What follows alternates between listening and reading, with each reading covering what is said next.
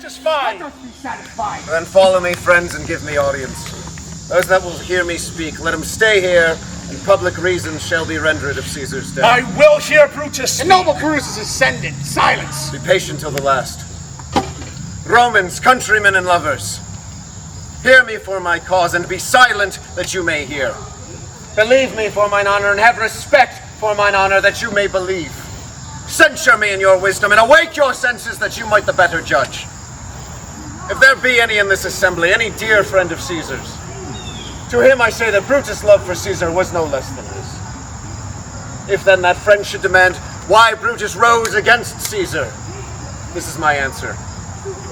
Not that I loved Caesar less, but that I loved Rome more.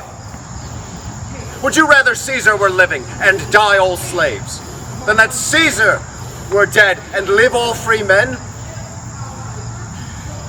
As Caesar loved me, I weep for him. As he was fortunate, I rejoice at it. As he was valiant, I honor him.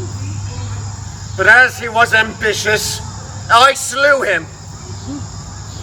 There is tears for his love, joy for his fortune, honor for his valor, and death for his ambition. Who is here so base that would be a bondman? If any speak, for him have I offended. Who is here so rude that would not be a Roman? If any speak, for him have I offended. Who is here so vile that will not love his country? If any speak, for him have I offended. I pause for a reply.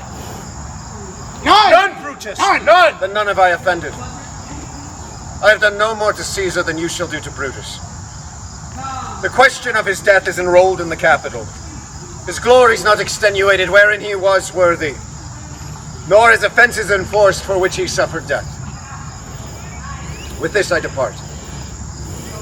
That as I slew my best lover for the good of Rome, so I have the same dagger for myself, when my country shall need my death. Live, Brutus, live! Let us bring him with triumph home unto his house. Give him a statue with his ancestors. Let him be Caesar. Caesar's better parts shall be crowned in Brutus. Let us bring him to his house with shouts and clamors. My countrymen, Hiss! good Peace countrymen, ho! let me depart alone, and for my sake, stay here and listen to Mark Antony's speech, who, though he had no hand in Caesar's death, shall receive the benefit of his dying, a place in the Commonwealth, as which of you shall not? I pray thee, not a man depart save I alone, till Antony have spoke. Stay, and let us hear what Mark Antony has to say. Let him go up into the public chair. We shall hear you. Noble Antony, go up.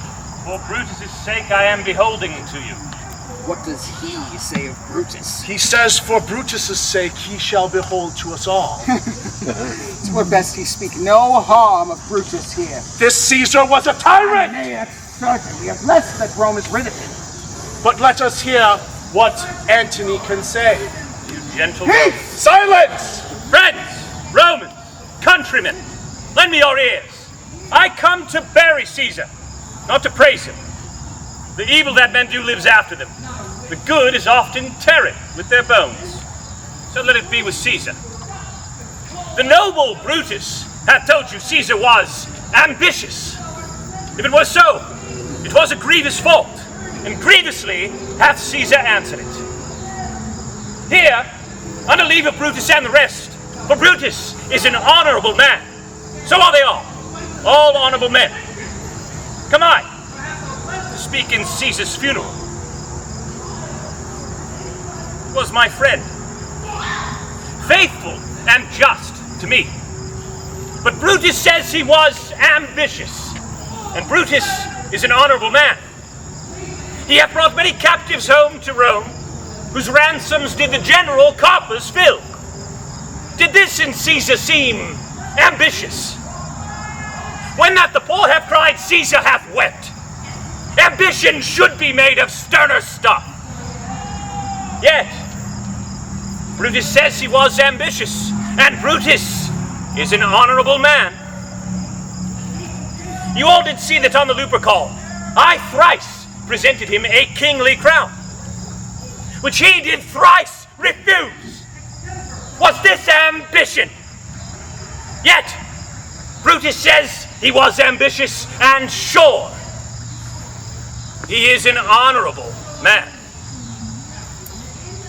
I speak not to disprove what Brutus spoke, but here I am to speak what I do know. You all did love him once, not without cause. What cause withholds you, then, to mourn for him? No judgment. Thou art fled to Brutus' peace, and men have lost their reason. Bear with me. My heart is in the coffin there, with Caesar, and I must pause till it come back to me. Methinks there is much reason in his sayings. If thou consider rightly of the matter, Caesar has had great wrong. Has he, masters? I fear a worse shall come in his place. Mark you his words, you are not with the crowd. If some would agree, then some sure would abide by it. Oh, so his eyes are red as fire with weeping. There is not a nobler man in Rome than Antony.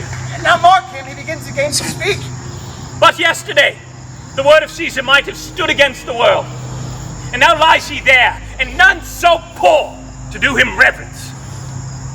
Oh, masters, if I were disposed to stir your hearts and minds to mutiny and rage, well, I should do Brutus wrong, and Cassius wrong, who you all know are honorable men.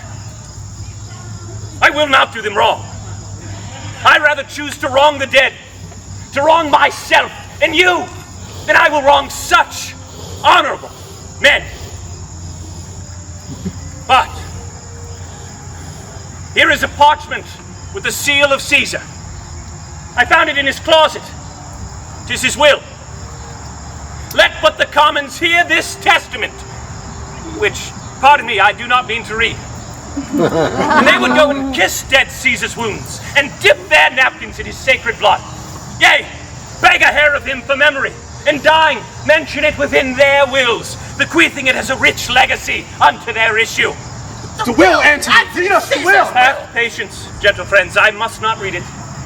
It is not meet you know how Caesar loved you. You are not wood, you are not stones, but men.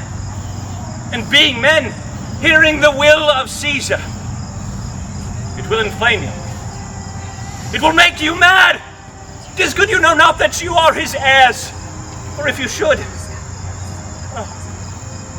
what would come of it? Please, Caesar, the will! We beg thee. Yay.